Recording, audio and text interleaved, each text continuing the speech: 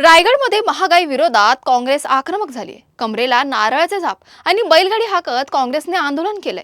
सरकारने केलेल्या इंधन आणि दरवाढी विरोधात काँग्रेसने रायगड जिल्ह्यात सरकार विरोधात आंदोलन करत जोरदार घोषणाबाजी केली। काँग्रेसचे नवनिर्वाचित अध्यक्ष राजाभाऊ ठाकूर यांच्या नेतृत्वामध्ये काँग्रेसने शेकडो कार्यकर्ते घेऊन हे आंदोलन केलंय। कमरेला नारळाचे झाप आणि बैलगाडीत बसून सरकारचं लक्ष वेधण्याकरिता या आंदोलनकर्त्यांनी अलिबागमध्ये हे आंदोलन केले। या वेळेला देशातील बेरोजगार आणि महागाई विरोधात संताप व्यक्त करण्यात आलाय। हातात सरकार विरोधातील पोस्टर्स घेऊन आंदोलनकर्त्यांनी जोरदार घोषणाबाजी केली आहे। आज आपण या ठिकाणी पाहत असाल अलिबाग येथे आम्ही कलेक्टर ऑफिस समोर इंधन दरवाढ या विरोधात आंदोलन करत आहोत।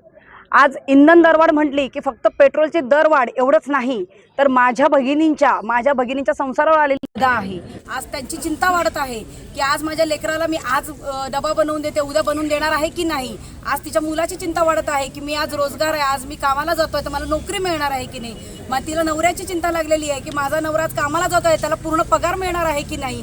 आज माझी भगिनी ही घर संसाराच्या विळख्यातनं स्वतःचा ताण सोडून आता मोदीजींचा ताण घेतात आहे की सकाळी 8 वाजता उठून कुठची दरवाढ करेल, कोणाला मेलोडी देईल आणि कुठे आमच्याकडे लक्ष जाईल। आज तिच्या चिमुड्याच्या मुखातला मेलोडी काढून जर ते इटलीपर्यंत जर मेलोडी जात असेल आणि माझ्या भगिनींच्या प्रश्नांच्या, माझ्या कामगारांच्या प्रश्नांच्या, माझ्या शेतकऱ्यांच्या प्रश्नांच्या, माझ्या बंधूंच्या, माझ्या युवकांच्या प्रश्नांना जर बगल देत असून मोदीजी या इंधन दरवाढीबद्दल गांभीर्याने जर लक्ष देत नसतील तर त्या गोष्टीचा आम्ही जाहीर निषेध करतोय।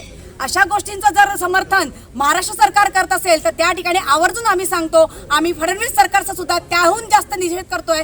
कारण का आज महाराष्ट्र हे औद्योगिकरणाचं क्षेत्र आहे। अशा ठिकाणी जर बाहेरून येणाऱ्या कामगाराला जर गॅस मिळत नसेल तर तो पोटा पाण्यासाठी काय करेल, तो पुन्हा एकदा जाईल। आज आपण पाहिलं या ठिकाणी माझे 2 बंधू राजाभाऊ आणि डॉक्टर मनीष यांनी सांगितलेलं आहे की आज आपलं युग हे प्रगत युगाकडे न जाता अश्मयुगाकडे जात आहे। आणि अशा वेळेला जर अशा पद्धतीची प्रगती जर मोदी सकाळी 8 वाजता मन की बात सांगत असेल तर मला त्या गोष्टीचा खेद वाटतो की माझ्या महिला भगिनींच्या, माझ्या कामगारांच्या, माझ्या युवकांच्या मनातली गोष्ट जर ते ऐकत नसतील तर मी आपल्या सर्वांच्या माध्यमातून आवाहन करते की सर्वांनी त्यांच्या मन की बातचा जाहीर निषेध केला पाहिजे। आपल्या माध्यमातून एवढंच सांगते की मोदी जागे व्हा, जनता तुम्हाला सोडणार नाही। आणि फडणवीस सरकारला एवढंच सांगेन की महाराष्ट्रातली जनता ही सजग आहे आणि जागरूक आहे।